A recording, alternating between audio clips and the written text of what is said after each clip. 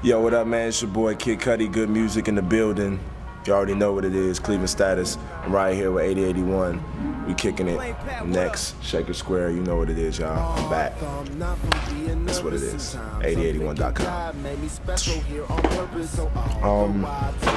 Kid Cudi, this is Scott Mescudi.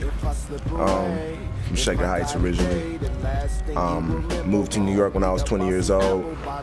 Had a dream like everybody else in the world that wants to like do something in their life. And I just ended up making it happen because I wasn't fucking playing games, you know what I'm saying? And it took a lot of hard work and dedication, and it was a real crazy journey. And now, like, in my music, I kind of like tell that story in some way, shape, or form, you know what I'm saying? But also trying to drop knowledge like in a way that it's never been like put out there, you know what I'm saying? Kind of inspire people, but without sounding too preachy. Kind of tell my story while, you know what I'm saying, people get inspired by that, you know what I'm saying?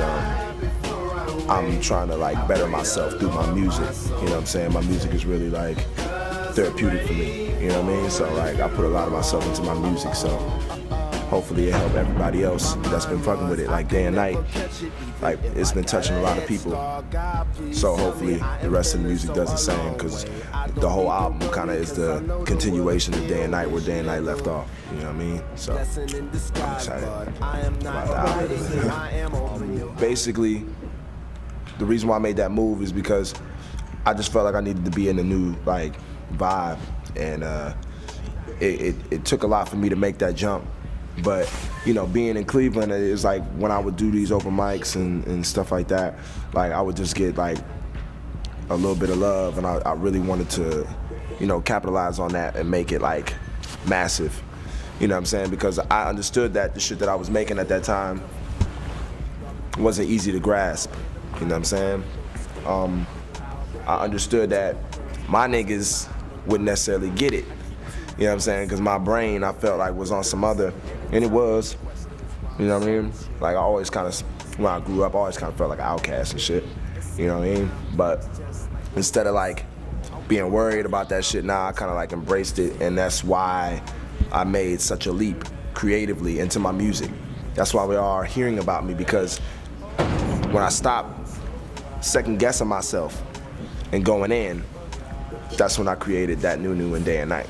You know what I'm saying? And I've been consistent ever since. The mixtape and the album and all the features I've been doing, like, ever since I made that change within me, shit's been good, man. You know what I'm saying? So. There weren't really steps taken. And this is why I tell people, like, there's not a rule book to this shit. You know what I mean? The path is not, you know, lit up for everybody. You know what I mean? Only a couple walk that path, you know what I mean? And God blessed me to say that, hey, that's your destiny. You know what I'm saying? But I did make sure that I put myself in the right positions, and before I could even make any moves with music, I had to establish like my living situation and like a job. So for the first 4 or 5 months in New York, I didn't do shit but try to find a job. And then when I found a job, I would do like little extra work here, modeling here and there, doing commercials, little acting here and there. Nothing too crazy. And I went to an audition that these producers were throwing, ended up getting picked, working with these producers. We put together a demo. Then we started doing label meetings in New York. One of the meetings was at Def Jam, and Pap was the guy that we had the meeting with. And he left Def Jam shortly after that, but I ran into him at a party, and we kind of exchanged math, because he was telling me that he kept my CD that I gave him in our meeting. He kept that shit in his car ever since that meeting. This is about like 8 months that went past since last time I seen him. And I ain't hear nothing, so like, but he kept my shit in his car, and I was like, word, you know? So when we started talking about doing the mixtape, we actually became cool first as the homie. And then we started thinking about the mixtape, but then I was like, man, fuck this mixtape shit, let's think about the album. And I was like, you need to be my manager. And he kind of sat on it, thought about it a little bit, and we made it happen. And then it's been me and Plain Pat. And more recently, my boy Emil jumped on the situation. And now we good music. Kanye is, you know, allowing us to represent the good music brand and doing it like that. And I'm excited about it. He supports me 110%. And that's ultimately how it happened. Playing Pat would always play my shit for Ye, and he would always be like, oh, that shit's dope. But then when the record started getting big, like, I think what did it for him was everywhere Kanye went out, like to the clubs, he said that he heard my song, and motherfuckers would go crazy. You know what I'm saying? And it was a time when he was in a club with Jay in Paris or somewhere, and it came on, and motherfuckers' reactions was just crazy. You know what I'm saying? And then it was kind of like, yo, like I needed to be a part of something. It's dope to be a part of something. You know what I'm saying? And I already had the record, and it only makes sense. Like it's gonna be good to make that jump. Like we got the single, we got the second single, we got the third single, we got the fourth single. You know what I'm saying? We got all these singles. We got the album. We putting it together, and like this shit's gonna drop in the spring. It's the perfect timing. You know what I mean? And especially, you know, to be involved with Kanye stuff. Like everything is just, the stars are lining up. I tell people all the time, like, you know, like I said, like there's no fucking rule book to this shit. Nobody told me, hey, you should move to New York.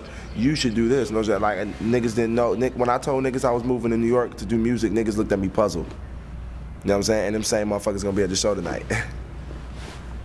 You know what I mean? Like niggas thought I was like some type of, you know what I'm saying, Liz Aim or something out here in these streets, but you know. Be you and don't care about what anybody say about you. And everybody gonna have an opinion about you, but fuck them. It just matter how you feel. Be comfortable in your own skin. You know what I mean? I don't know. What should you ask? Where'd I get my glasses? In London? I don't know. Shit. I know what I can tell you my last words would be. You know? And my last words would just be like, y'all haven't seen or heard nothing yet. You know what I'm saying? And I do this for Ohio. It's not just Cleveland. I do this for Ohio. Like, we need a culture. You know what I'm saying? I'm trying to build a brand on Ohio. You know what I mean? Like 8081's doing it in Cleveland. Like, it's a brand. You know what I'm saying? Right. It's all about branding and making people believers. Like, you know what I mean? Like, you gotta have a team. You gotta have something to represent you. Last word, shout out. KidCuddy.com, good music. 8081.com, Carp DM. Doing it big, man. Dream On Entertainment. Holla at me. Acquainted with some niggas who ain't the average niggas. They just wanna see why all their girlfriends be wanting pictures. I be flying in 100 nats, worth 100 stack. I ain't gonna stop shopping till I hit 100 sacks. Polo, that's a given. I ain't even got a mention. Candy old school, put you niggas in detention. Slab niggas geeked up, tool in the clothes.